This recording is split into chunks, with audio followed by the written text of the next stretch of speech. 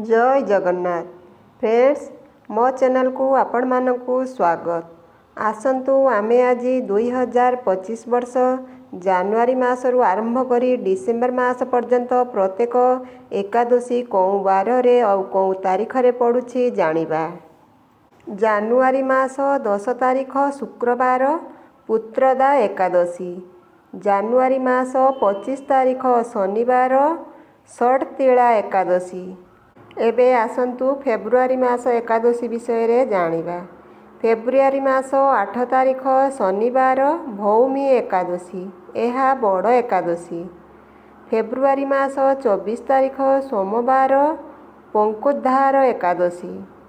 एबे आसंतु मार्च मास एकादशी विषय रे जानिबा। मार्च मास 10 तारीख सोमवार पापनाशिनी एकादशी।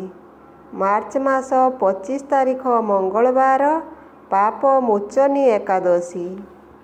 एबे आसंतु अप्रैल मासर एकादशी विषय रे जानिबा। अप्रैल मास 8 तारीख मंगलवार कामदा एकादशी। अप्रैल मास 24 तारीख गुरुवार बरुथिनी एकादशी। एबे आसंतु मई मासर एकादशी विषय रे जानिबा। मई मास 8 तारीख गुरुवार मोहिनी एकादशी। मई मास 23 तारीख शुक्रवार जलक्रीड़ा एकादशी। एबे आसंतु जून मासर एकादशी विषय रे जानिबा।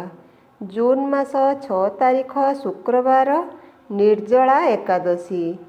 जून मास 21 तारीख शनिवार खळीलागी एकादशी।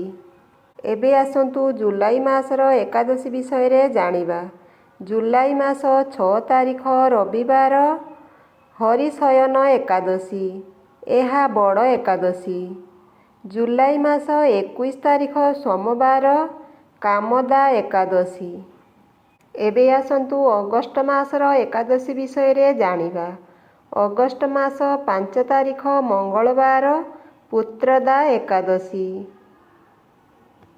अगस्ट मास 19 तारीख मंगलवार कालिय दलन एकादशी। सेप्टेम्बर मास 3 तारीख बुधवार श्री विष्णु पार्श्व परिवर्तन एकादशी, एहा मध्य बड़ एकादशी। 17 तारीख बुधवार इंदिरा एकादशी, एहा थिला सेप्टेम्बर मासरे। एबे आसंतु अक्टोबर मासर एकादशी विषय रे जानिबा। अक्टोबर मास 3 तारीख शुक्रवार पापांकुशा एकादशी। अक्टोबर मास 17 तारीख शुक्रवार रमा एकादशी।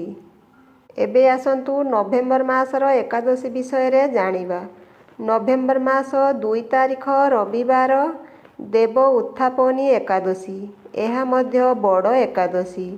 नवेम्बर मास 15 तारीख शनिवार उत्पन्ना एकादशी। एबे आसंतु डिसेम्बर मासर एकादशी विषय रे जानिबा। डिसेम्बर मास 1 तारीख सोमवार गुमती एकादशी। डिसेम्बर मास 15 तारीख सोमवार सफला एकादशी। डिसेम्बर मास 30 तारीख बुधवार पुत्रदा एकादशी। ए थिला जानुआरी मासरू आरंभ करी डिसेम्बर मास पर्यंत प्रत्येक एकादशी विषय रे।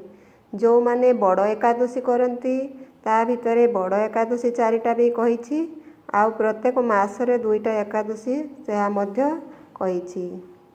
जदि किछि भूल थाए क्षमा करिवे। जय जगन्नाथ।